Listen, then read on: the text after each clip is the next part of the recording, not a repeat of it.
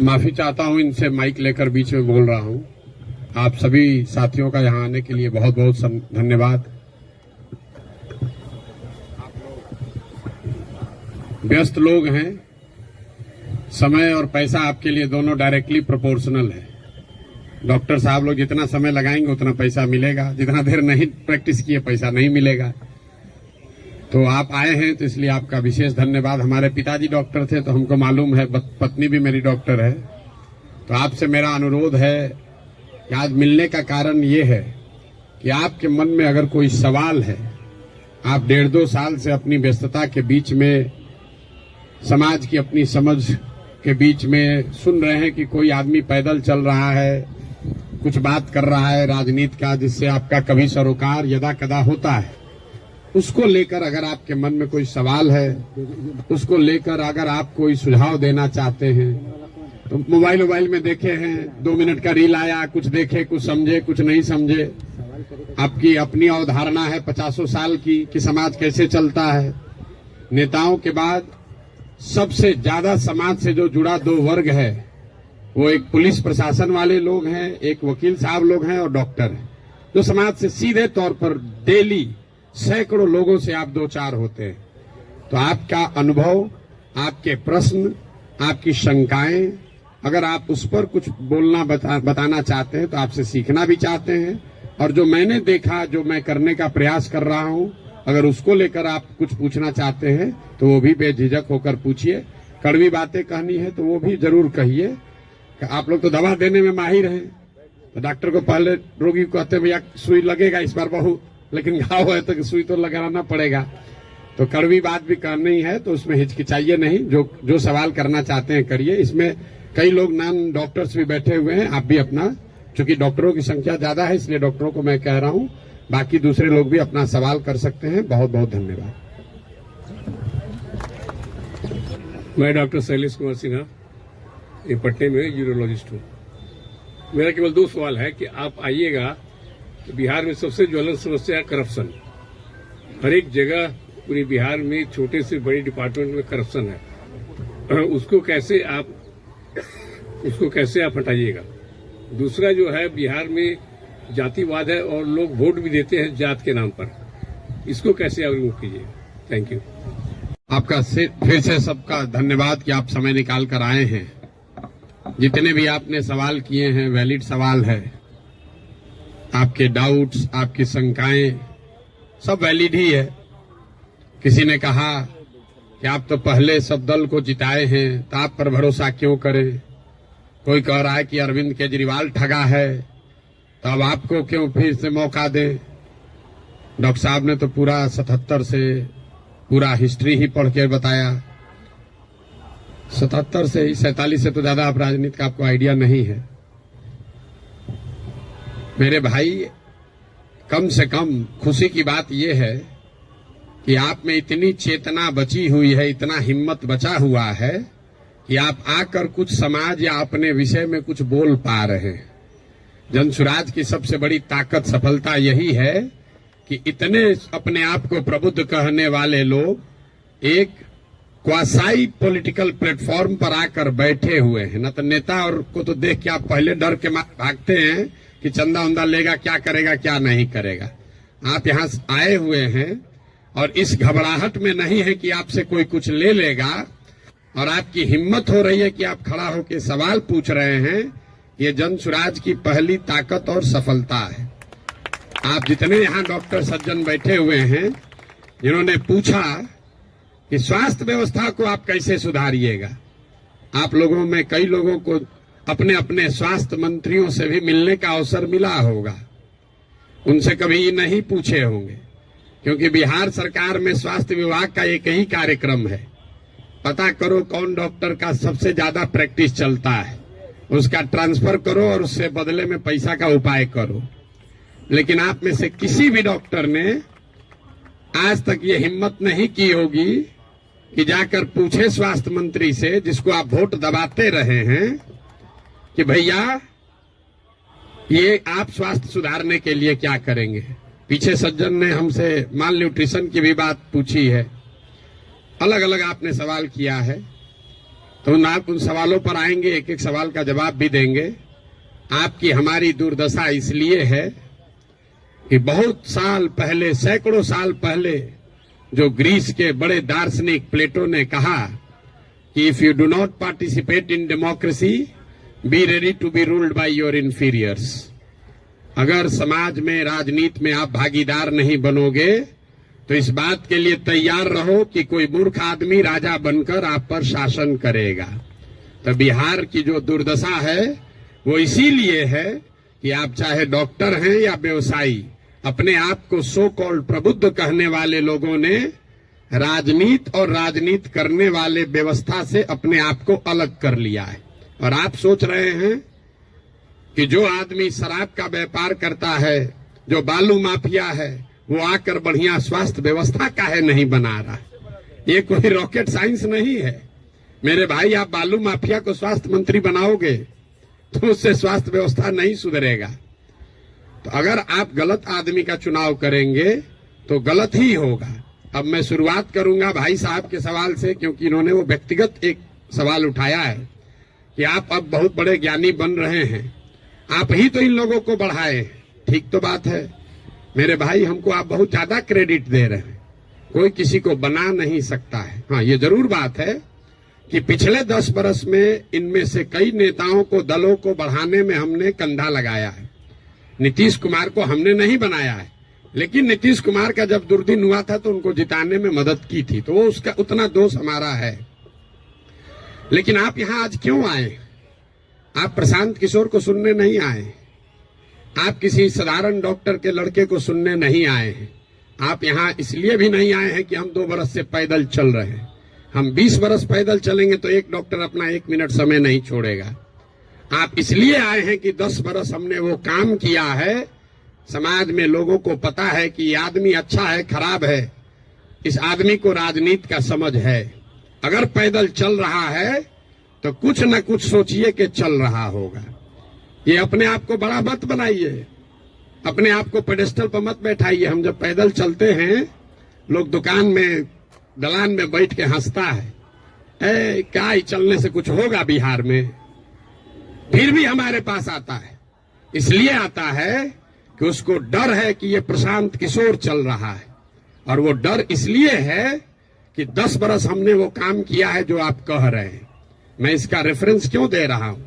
क्योंकि मैं किसी मुख्यमंत्री का लड़का नहीं हूं, मैं किसी प्रधानमंत्री का लड़का नहीं हूं, मैं एक साधारण डॉक्टर का लड़का हूं। और मेरा काम ही मेरा पहचान है। वो काम किए हैं तब आप हमको सुनने आए हैं। हम आपको ज्ञान देंगे कि कैसे चुनाव होगा, आप सुनिएगा। अगर हमने 10 बरस वो काम नहीं किया होता, आप वो बात नहीं सुनते। लेकिन लालू यादव का लड़का, राजीव गांधी का लड़का अगर आकर आपको ज्ञान दे, तो चाहे जीवन में एक भी चुनाव न जीता हो, आप उसकी बात को खूब गौर से सुनिएगा, क्योंकि वो बड़े बाप का लड़का है। तो ये आप बात समझिए कि हमने उनको बनाया नहीं है, और अगर बनाया है तो उसको सुधारने का भी जिम्मा हम ही लेकर चल रहे हैं। आप कुछ नहीं कर रहे हैं। आप पहले भी कमेंट्री कर रहे थे, अभी भी कमेंट्री कर रहे हैं। किसी ने कहा आप पर भरोसा कैसे करें? आप पढ़े लिखे व्यक्ति हैं, अपने आप को प्रबुद्ध बताते हैं। आपसे ज्यादा तो गांव वाले जानते हैं जनसुराज के बारे में। 2 बरस से हम गांव गांव में घूमकर हमारे वोकल कॉर्ड में गांठ पड़ गया। ये बताते बताते कभी जीवन में हमने किसी से वोट नहीं मांगा।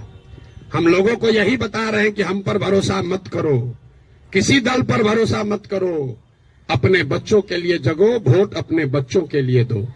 गांव वाले को बता रहे हैं, उसको समझ में आ रहा है, लेकिन यहाँ के आदमी को समझ में नहीं आएगा। और आप उससे बेहतर नहीं हैं। ये पढ़े लिखे लोगों को भ्रम है कि हम लोग बड़ा अच्छा है। बिहार का दुर्दशा इसलिए है कि यहाँ का लोग पढ़ा लिखा नहीं है। तो 2-3 ये जो राजनीति का भ्रम है वो आपको दूर कर देते हैं। बहुत लोगों को लगता है कि जो पढ़ा लिखा नहीं है इसलिए बिहार का दुर्दशा है। इस भ्रम को बिल्कुल दिमाग से हटा दीजिए। जितनी गलती पढ़े लिखे लोग कर रहे हैं, उससे कम गलती अनपढ़ लोग कर रहे हैं। जितनी अगर जाति की बात ले लीजिए, हिंदू मुसलमान की बात ले लीजिए, भ्रष्टाचार की बात ले लीजिए, तो पटना में जितने लोगों को आप जिता रहे हैं, पीछे के लोग तो फिर भी उलट पलट रहे हैं। पटना का विधायक पिछले 20-20 बरस से चुनाव नहीं हारे हैं लोग। और पटना की क्या दुर्दशा है आप लोग को पता है। तो पढ़ा लिखा वोटर कहीं इस बात का प्रमाण नहीं है। जब देश आजाद हुआ तो इस देश में कुल 18% लोग साक्षर थे, 82% लोग निरक्षर थे।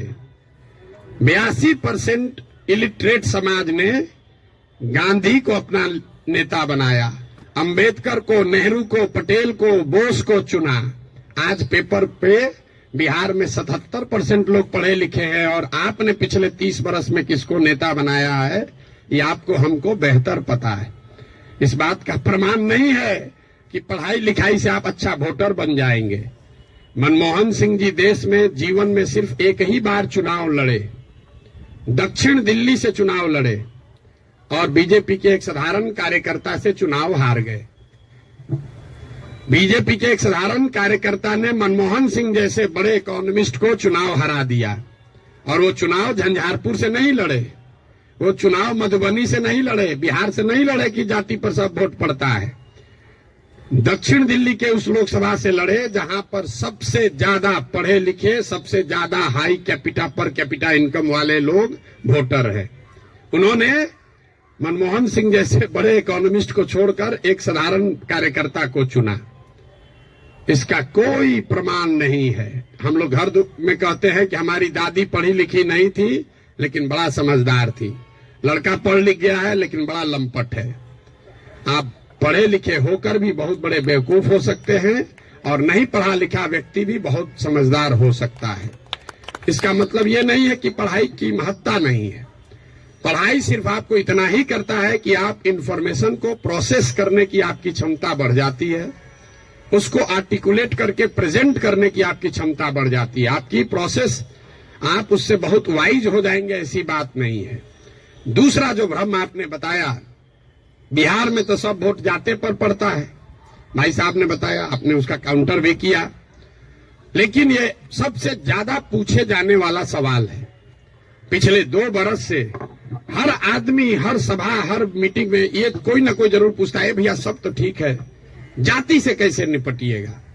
तो पहली बात तो ये समझिए कि जाति जो है वो सिर्फ बिहार की सच्चाई नहीं है, जाति पूरे भारत की सच्चाई है, यहाँ के समाज की सच्चाई है। जाति की महत्ता जितनी बिहार में है इतनी ही आंध्र प्रदेश में है, इतना ही कर्नाटक में है, इतना ही गुजरात में है, इतना ही यूपी में है। आप में से कोई भी ऐसा आदमी नहीं है यहाँ जो उन राज्यों में जाकर राजनीति किया है या वहां चुनाव लड़ाया है। आप हमको बताइए, वोका लिग्गा और लिंगायत अगर कर्नाटक में नहीं है तो क्या बिहार में है? पटेल और क्षत्रिय अगर गुजरात में नहीं है तो क्या बिहार में है? कहाँ जाति नहीं है? जाति हर जगह है। और जाति, ये आपको हमको हमारे दिमाग में ये बैठा दिया गया है कि बिहार में सब चीज जाति पर ही होता है। इस चीज को एग्जामिन कीजिए कि क्या बिहार में सब लोग वोट जाति पर देते हैं। तथ्य पर जाइए, दैनिक जागरण पर लेख पढ़कर दिमाग मत बनाइए। हम आपको 4 उदाहरण अभी देंगे, आगे क्या होगा छोड़ दीजिए, पीछे क्या हुआ है वो बताते हैं, आपको अपने आंख खुलेगा। 1984 में बिहार में कांग्रेस को बहुत बड़ी सफलता मिली थी। करीब करीब उस समय बिहार झारखंड जो एक साथ था, 54 में 53 सांसद कांग्रेस के जीते थे। यहां बैठे जितने साथी हैं उनसे पूछूंगा उस समय कांग्रेस को कैसे वोट पड़ गया। राजीव गांधी के जाति के बहुत लोग तो नहीं रहते हैं बिहार में, तो आप बताएंगे कि वोट राजीव गांधी को नहीं पड़ा, वो तो इंदिरा गांधी की मृत्यु हुई। उस मृत्यु से जो सहानुभूति की लहर बनी उसमें जाति पाति छोड़कर सबने कांग्रेस को वोट दिया। सब लोग मुड़ी हिला रहा है, उसको लिख लीजिए। फिर पूछेंगे 1989 में इसी बिहार में क्या हुआ, बीपी सिंह जी के नेतृत्व में कैसे पूरा जनता दल बिहार जीत गया। आप में से ज्यादातर लोग बताएंगे कि जनता दल को वोट नहीं पड़ा, वोट उस समय पड़ा बोफोर्स के नाम पर। बहुत बड़ा एक माहौल बन गया था भ्रष्टाचार के खिलाफ।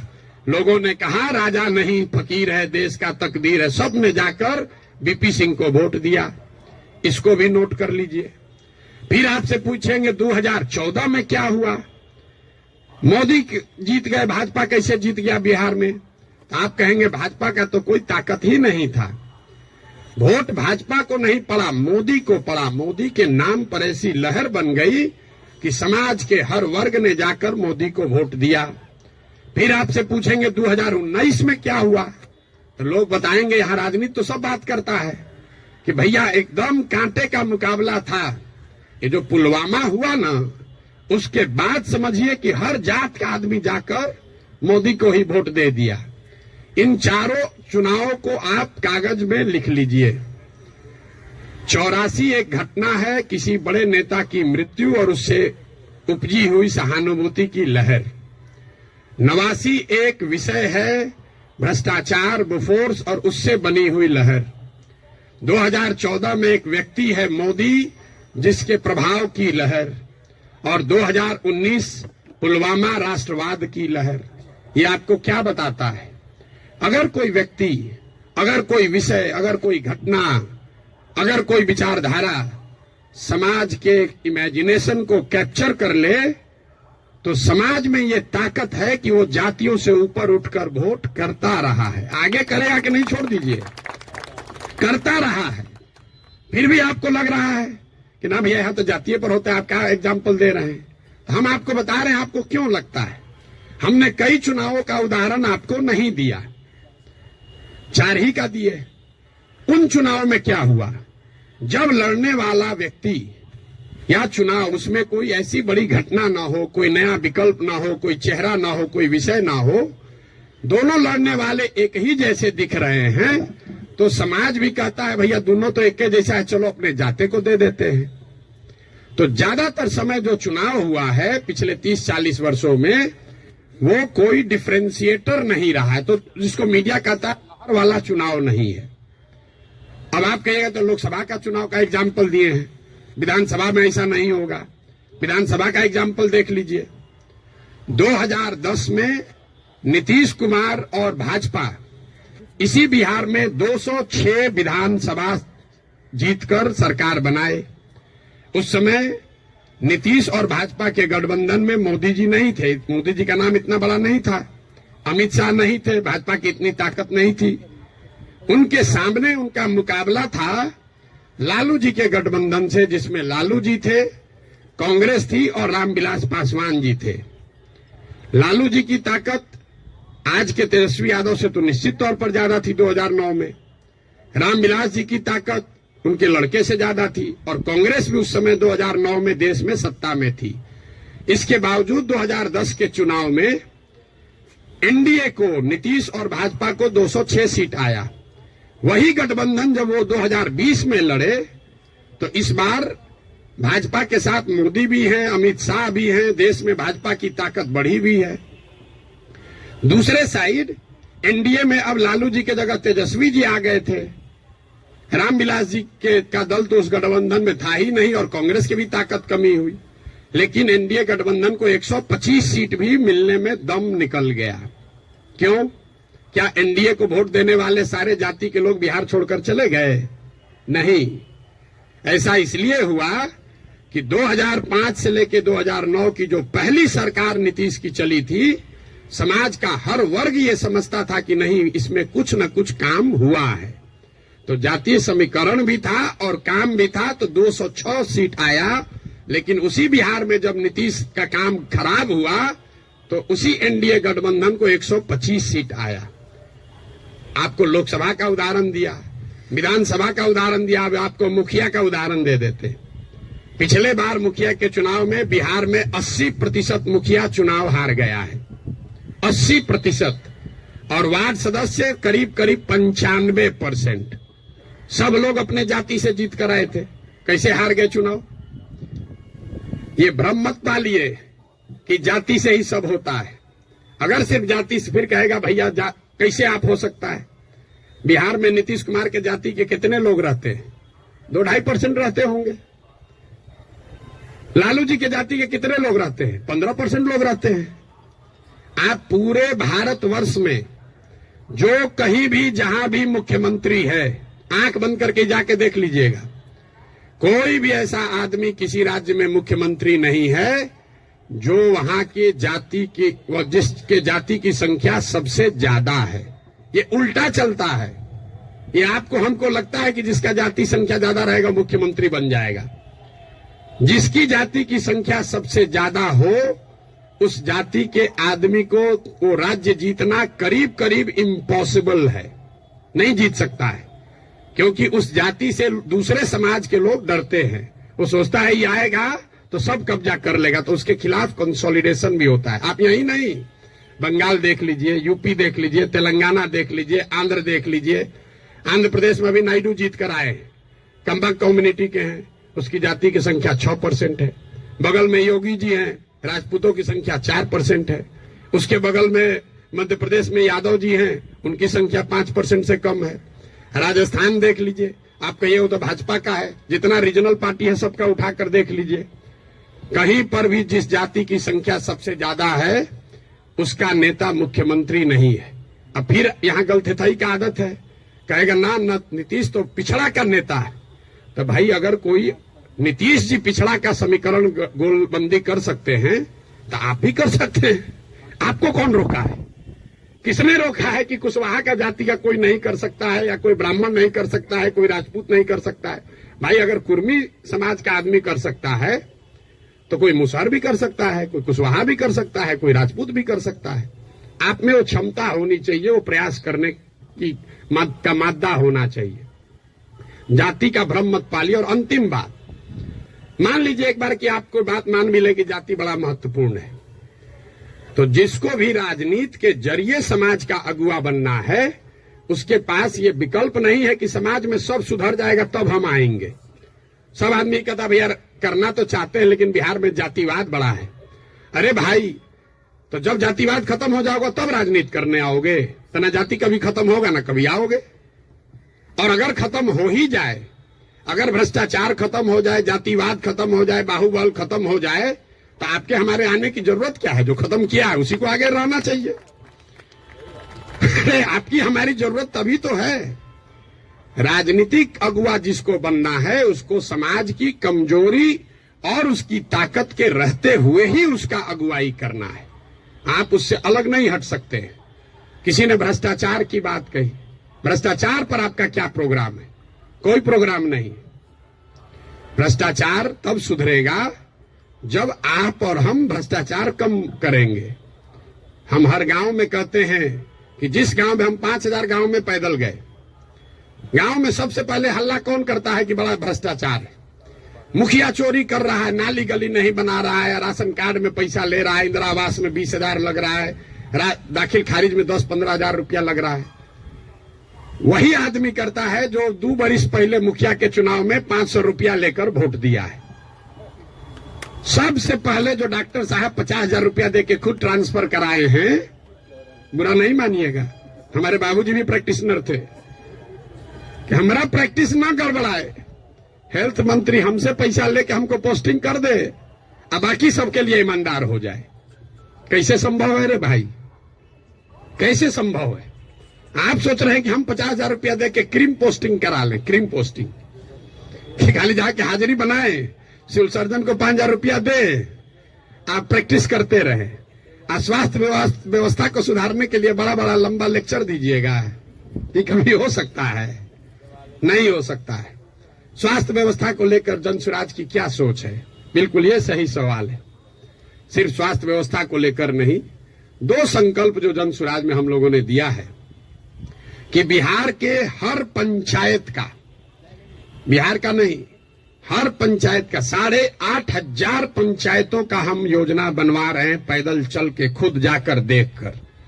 और ये तय किया जा रहा है कि उस पंचायत में पढ़ाई की व्यवस्था कैसे होगी, 800 से 1200 रोजगार के अवसर कैसे पैदा किए जाएंगे, और उस पंचायत में जिस तरह की भी खेती होती है उस खेती को खाने वाले खेती से कमाने वाला खेती कैसे बनाया जाएगा। ये 8,500 कार्यक्रम, 8,500 डॉक्यूमेंट जारी करेंगे। आप में से ज्यादातर लोगों को पढ़ने का भी समय नहीं होगा, लेकिन 8,500 पंचायतों का अलग अलग योजना बनाकर जारी करेंगे चुनाव से पहले।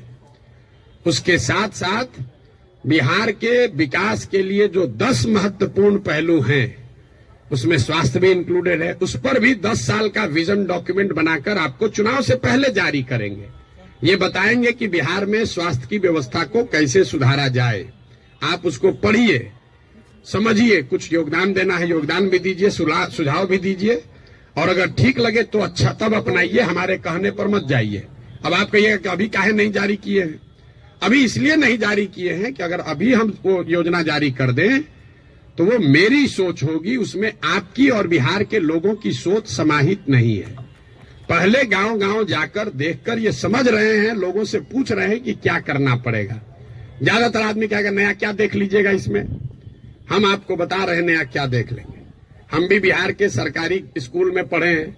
हमने अपने बाबूजी के क्लिनिक में देखा है 100 रुपया के मोनोसेफ नहीं खरीद पाने की वजह से इनके फ्लाइटिस के पेशेंट हाथ जोड़ के कहते हैं भैया मर जाए, लेकिन अब हम कुछ नहीं कर सकते, घर में कुछ नहीं बचा है। 100 रुपया तो हमको उसकी समझ है, लेकिन इसके बावजूद जब हम 2 बरस से चल रहे हैं पैदल, तो जो गरीबी, जो बदहाली, जो कष्ट मैंने जमीन पर देखा है, इसका मुझे कभी अंदाजा नहीं था।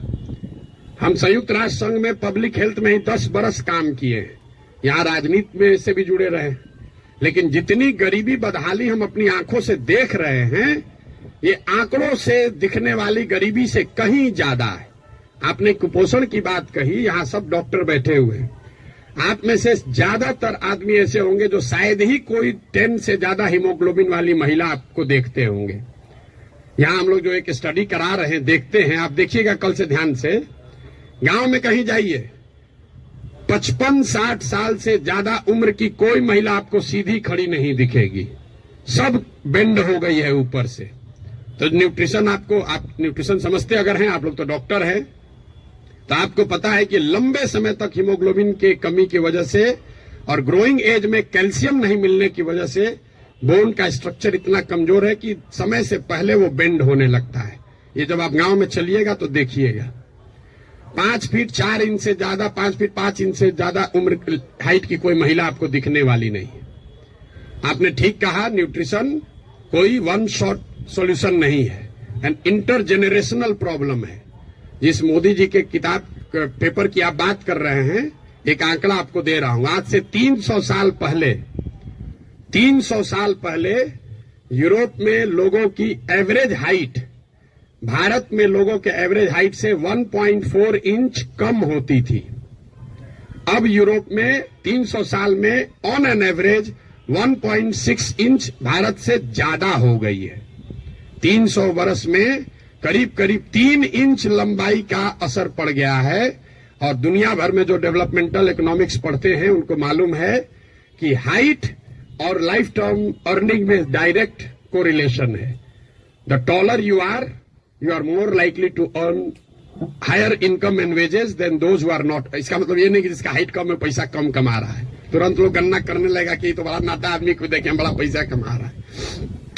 Height is a reflection of your overall growth. अब डॉक्टर लोग को हम क्या बताएंगे, आपको समझ है, हाइट दिख रही है और ब्रेन का ग्रोथ आपको नहीं दिखता है। तो जो लंबे समय तक स्टडीज हुई हैं उसमें यह क्लियर बताया गया है कि हाइट और लाइफ टर्म अर्निंग, समाज के सोसाइटी में लाइफ टर्म अर्निंग का डायरेक्ट कोरिलेशन है। तो बिहार में ये परेशानी है, एक झटके में मेरे भाई साहब वो खत्म नहीं हो सकता है।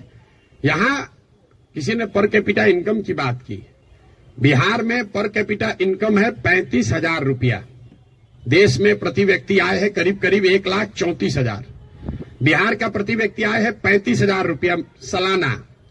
उसमें अगर पटना और बेगूसराय को हटा दीजिएगा तो ये प्रति व्यक्ति आय घट के हो जाएगा 22,000 रुपया। 22,000 को जरा 365 से डिवाइड कर दीजिए, देखिए कि दिन में कितना हुआ। 100 में 80 आदमी यहां दिन में 100 रुपया भी नहीं कमा रहा है। आप किस न्यूट्रिशन की बात करेंगे। मुझे एक लड़का मिला, उसको हम लोग कैंप में शाम में खाना खिलाते हैं, जो लड़के आते हैं, बहुत ज्यादा खा रहा था। उसको ऐसे बुला के पूछे, बेटा ये इतना रोज खाते हो? बोला सर आज तक जीवन में ऐसा हुआ ही नहीं कि हम खाना खत्म कर लिए और तसली में अभी चावल बाकी है। आज तक ऐसा जीवन में नहीं हुआ कि हमारा पेट भर गया हो और चावल अभी तसली में बाकी है। जो जितना खाना है उसी से पेट भरना है। आप न्यूट्रिशन की क्या बात करेंगे। इन बातों की चर्चा आपने ठीक कहा जनसुराज में नहीं करते। क्या करें, उसको जो सीधी बात बता रहे हैं कि 100 रुपया नहीं कमा रहे हो, ये समझे में नहीं आ रहा है, तो उसको कैल्शियम और हेमोग्लोबिन का कमी बताएंगे तो उसको बुझाएगा। हम हमको उसको उस भाषा में समझाना है जो उसको समझ में आए। आप बहुत बड़े ज्ञानी हैं, आप व्यवस्था को सुधारना चाहते हैं, सुधारिएगा तब ना जब व्यवस्था में आइएगा। तो व्यवस्था में आने के लिए आपको उस भाषा का, उस विषय का, उस तरीके का इस्तेमाल करना है ताकि आप व्यवस्था में चुनकर आए, तभी तो ये बनेगी बात।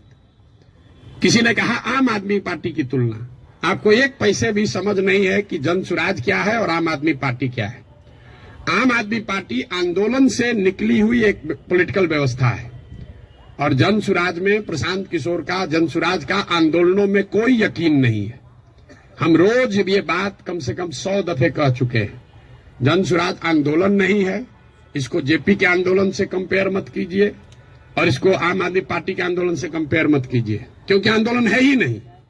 क्यों नहीं है? हमको लोग आगे कहता है भैया आंदोलन कीजिए उससे बिहार सुधरेगा। मेरा आंदोलनों में कोई यकीन नहीं है, क्योंकि मानव सभ्यता का इतिहास आपको बताता है, पूरे दुनिया का, बिहार का, भारत का नहीं, पूरे दुनिया का मानव सभ्यता का इतिहास ये आपको बताएगा कि आज तक किसी भी आंदोलन से, फ्रांस की क्रांति को अगर आप अपवाद के तौर पर हटा दीजिए तो किसी भी रेवोल्यूशन से, आंदोलन से कभी समाज का भला नहीं हुआ है। आंदोलन और रेवोल्यूशन जो है वो किसी को सत्ता से हटा सकता है। वो तेज हथियार है जिससे आप बड़े से बड़े वृक्ष को काट सकते हैं, उससे आप नए समाज का निर्माण नहीं कर सकते। भाई साहब खड़ा होकर जेपी का आंदोलन का एक उदाहरण दे रहे थे। मेरे भाई, जेपी का आंदोलन कहां कहा गया है? आप तो जेपी के आंदोलन में शायद जुड़े हुए, आपने दावा किया। जेपी के आंदोलन में कहां कहा गया है कि बिहार को सुधारा जाएगा? जेपी के आंदोलन का नारा था संपूर्ण क्रांति, इंदिरा गांधी को हटाओ। तो उस आंदोलन की, क्रांति की इतनी ताकत थी, इंदिरा गांधी को हटा दिए। नया व्यवस्था बनाने की बात कहां कही गई थी? अरविंद केजरीवाल या आम आदमी पार्टी ने नई व्यवस्था की बात कहां कही? उन्होंने कहा भ्रष्टाचार हटाओ। हम तो नहीं कह रहे भ्रष्टाचार हटाओ, क्योंकि दुनिया में कहीं इसका कोई प्रमाण नहीं है कि कोई एक कानून बनाकर आप भ्रष्टाचार खत्म कर देंगे। ये तो सतत प्रक्रिया है। जिन देशों ने भ्रष्टाचार पर अंकुश लगाया है, दुनिया में सबसे ईमानदार देश कौन है? जो स्कैंडिनेवियन कंट्रीज हैं, फिनलैंड, स्वीडन, नॉर्वे, डेनमार्क, वहां जाइएगा, वहां करप्शन मिनिमम है। आप जाकर उसका अध्ययन कीजिए कि वहां कैसे करप्शन कम हुआ। वहां अरविंद केजरीवाल थोड़े पैदा हुए थे, वहां जन्म लोकपाल करके कोई विधायक नहीं पारित हुआ। वहां भ्रष्टाचार 4 तरीके से कम हुआ है। पहला, समाज में ये जागृति बनी लंबे समय में कि अच्छे और स्वच्छ लोगों का चुनाव करो, मतलब इलेक्टोरल प्रोसेस को जहां तक हो सके उसको स्वच्छ बनाया गया। आप में से कुछ लोग सोशल मीडिया पर अभी देखे होंगे, नीदरलैंड्स का प्रधानमंत्री अभी आज से करीब 2 हफ्ते पहले 12 बरस प्रधानमंत्री रहने के बाद हटा है, तो वो साइकिल से अपने घर से अकेले निकल रहा है। तो वहां की समाज ने ये व्यवस्था बनाई कि स्वच्छ लोग स्वच्छ तरीके से वोट करें, स्वच्छ लोगों को चुने। दूसरा उन्होंने क्या किया? उन्होंने बहुत बड़े स्तर पर जन भागीदारी, लोकतंत्र को समाज में उतारा। सिर्फ सरकार चुनने की व्यवस्था को लोकतंत्र नहीं बनाया, जो सरकार के नीतिगत फैसले हैं उसमें समाज की भागीदारी करी। और चौथा, बहुत बड़े स्तर पर टेक्नोलॉजी का इस्तेमाल हुआ है। आप लोग जितने लोग आए हैं, ज्यादातर लोग नल जल योजना के बारे में सुने समझे होंगे, बहुत यहां ब्यूरोक्रेट लोग भी बैठे हुए हैं। नल जल योजना में अभी तक सरकार यही चक्कर में बहस में पड़ी है कि वहां चल रहा है कि नहीं चल रहा है। 25,000 करोड़ रुपया खर्चा हो गया। उसी सरकार में स्मार्ट मीटर लगाकर लोगों को यह पता है कि बिजली कितना कंज्यूम हो रहा है, लेकिन नल जल में अगर स्मार्ट मीटर लगाया होता तो कम से कम इतना तो पता चलता कि जो पानी चल रहा है कि नहीं चल रहा है। 25,000 करोड़ रुपया खर्चा कर दिया, लेकिन पानी को निकलने, मापने, उस पर बिल करने का कोई टेक्नोलॉजिकल सॉल्यूशन नहीं ढूंढा। तो ये 4 चीजें जो हैं उसको करके भ्रष्टाचार पर अंकुश लगाया जा सकता है। लोकतांत्रिक व्यवस्था को जहां तक हो सके उसको भ्रष्ट लोग और भ्रष्ट पैसे से बचाया जाए। दूसरा, जनता को नीतिगत मामलों में शामिल किया जाए। तीसरा, उनको भागीदार बनाया जाए, सरकारी सत्ता और संसाधन का विकेंद्रीकरण हो। और चौथा बड़े पैमाने पर टेक्नोलॉजी का प्रयोग हो। अगर ये चारों का इस्तेमाल करेंगे तो भ्रष्टाचार पर अंकुश लगाया जा सकता है। खत्म ना हो सकता है, ना होने का हम दावा कर रहे हैं। तो वो सब बात मत कहिए कि हम आप कैसे खत्म कीजिएगा, हम ना खत्म करेंगे, हमारे बस का ही नहीं, हमारे कैसे खत्म हो जाएगा। सीओ साहब का 40 लाख रुपया लेके पोस्टिंग कीजिएगा, सीओ पैसा नहीं लेगा दाखिल खारिज में, ऐसा संभव है? 40 लाख रुपया लेकर अगर सीओ से को आप पोस्टिंग कीजिएगा, थाना दीजिएगा, अगर किसी थानेदार को 20 लाख रुपया लेके, तो पैसा कैसे नहीं लेगा? लेगा ही लेगा। अब आपका एक और सवाल लोगों का जो रहता है, भैया इस पर कैसे भरोसा करें? भाई बिल्कुल मत भरोसा करो। जो पहले से आपको ठग रहा है, आप लोग डॉक्टर हैं, जो दवा पहले से फेल है उसको इस्तेमाल करना चाहते हो, लेकिन ट्रायल मेडिसिन कैसे, मेडिसिन का ट्रायल कैसे होता है? आपको मालूम है कि इसकी 100% गारंटी नहीं है, लेकिन फिर भी कहते हैं अच्छा पेशेंट मर रहा है, उसका कंसेंट लेकर आप ट्रायल मेडिसिन देते हैं कि 20% भी चांस अगर कहीं लग गया तो ठीक हो जाएगा। आप जनसुराज को वही ट्रायल मेडिसिन ही समझ लीजिए। पहले वाला तो पहले से एक्सपायर है। बताइए यहाँ के लोगों के बुद्धिमत्ता का जरा आलम देखिए। जो पहले से एक्सपायर मेडिसिन है उसको देने के लिए तैयार है, लेकिन ट्रायल मेडिसिन में शायद संभावना है 10% ठीक हो जाए, हम 10% कह रहे हैं, तो उस पर आप दाव नहीं लगाना चाहते। पहले से एक्सपायर मेडिसिन को कह रहे इसी को दो। भाई किसको कंपेयर कर रहे हैं आप? अगर दो यहां नई व्यवस्था बन रही हो तो जरूर आपका वैलिड सवाल है कि भाई आम आदमी पार्टी को दे कि जनसुराज को दे। लेकिन जब पहले से तीनों एक्सपायरी मेडिसिन है, उसके सामने कुछ भी नया हो रहा है, तो आपको तो कहना चाहिए नहीं, चलो एक बार ट्राई करके तो देखते हैं। यहां तो 30 वर्ष से खत्म ही हो रहा है। मेरा आपसे इतना ही अनुरोध है, आग्रह है। आपने ड्राइंग रूम में रहकर बहुत बात कर ली, अपने चैम्बर में रहकर बहुत बात कर लिया, आप समाज की चिंता करने वाले लोग हैं, लेकिन इसी अव्यवस्थित समाज से आपने अपने और अपने परिवार के लिए कुछ कर लिया है। अब ये समय है कि थोड़ा ही सही कुछ न कुछ अपने इस मिट्टी के लिए, अपने समाज के लिए वापस कीजिए। प्रशांत किशोर पर भरोसा मत कीजिए। हम करें, आप करें, हमारे बच्चे करें, आज हो या 20 वर्ष के बाद हो, करना तो किसी न किसी बिहार के आदमी को ही पड़ेगा। ये बात आप गांठ बांध लीजिए। कोई तमिलनाडु से आकर बिहार की व्यवस्था सुधारने वाला नहीं है। और डॉक्टरों का और बुद्धिजीवियों के लिए अंतिम बात, आपका सबसे बड़ा स्टेक है। कई बार पैसे वाले बुद्धिजीवियों को लगता है हम तो बचे हुए हैं, इससे हमारा लड़का तो बंगलोर सेटल हो गया। मेरे भाई आपका दुर्दशा सबसे ज्यादा है। जो गरीब है उसका बच्चा तो फिर भी छठ वठ में आ जा रहा है, ट्रेन में धक्का खा के भी। आपका बच्चा कहता है ना कहां जाएंगे छठ में, वहां ठीक नहीं लगता है।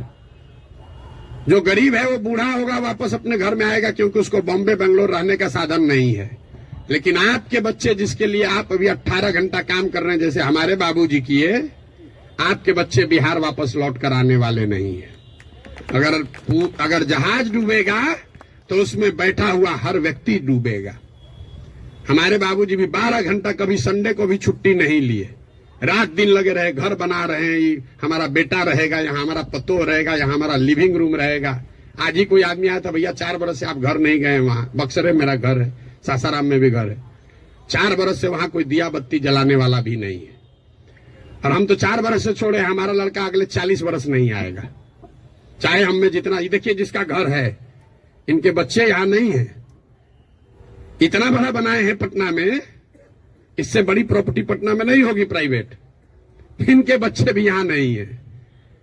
अगर बिहार में वो व्यवस्था होती तो इस घर को बनाने वाले लोग भी यहां रहते। इस घर का ये बहुत बड़ा एग्जाम्पल है। अब देखिए इसकी दशा, जब इनके बच्चे यहां आकर नहीं रह रहे हैं, तो आप जो अपना मेहनत कर रहे हैं बेगूसराय में, मुजफ्फरपुर में, औराई में, कटिहार में, मेरे भाई कुछ नहीं बचेगा। इसलिए आपकी हमारी जिम्मेवारी है कि समाज को बनाइए, खड़ा कीजिए। अगर वहां अच्छा स्कूल खुल गया है तो आपका बच्चा आपके साथ रह के पढ़ रहा है। अगर यहाँ अच्छी व्यवस्था हो जाएगी तो शायद आपका बच्चा आपके साथ नौकरी करते हुए बिहार में रहेगा, वरना जड़ ही खत्म हो जाएगा। हम गांव में चलते हैं, देखते हैं जितने बड़े घर पुराने बने हैं सब करीब करीब भूत बंगला बन गया है, ढह कर खंडहर हो गया है। तो ये प्रबुद्धों को समझने सोचने का समय है। एक अवसर अगर मिला है, आपके पास जो भी क्षमता है, जिस तरीके से भी कुछ नहीं है, आप कम से कम मन से आशीर्वाद तो दीजिए। सवाल क्या कर रहे हैं? आपको कोई कहता सवाल करने, हमको कोई दिक्कत नहीं, दिन भर आप सवाल कीजिए, हम तो दिन रात यही काम करते हैं। लेकिन सवाल करके आप किसी का भला नहीं कर रहे हैं, आप अपना ही नुकसान कर रहे हैं।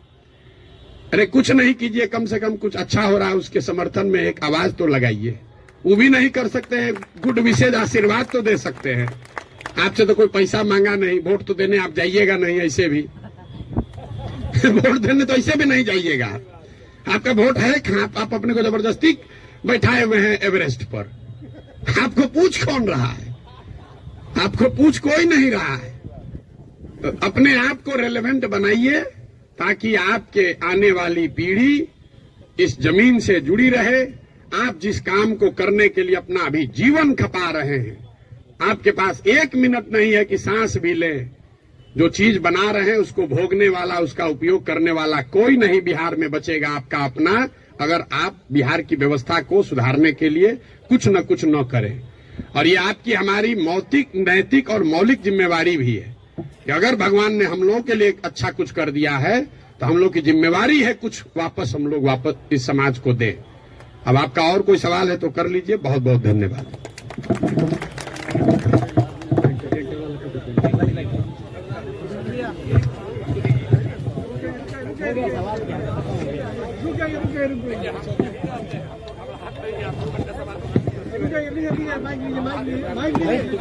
भाई ये रवि रंजन जी क्या बोल रहे हैं भाई? खत्म करना है कि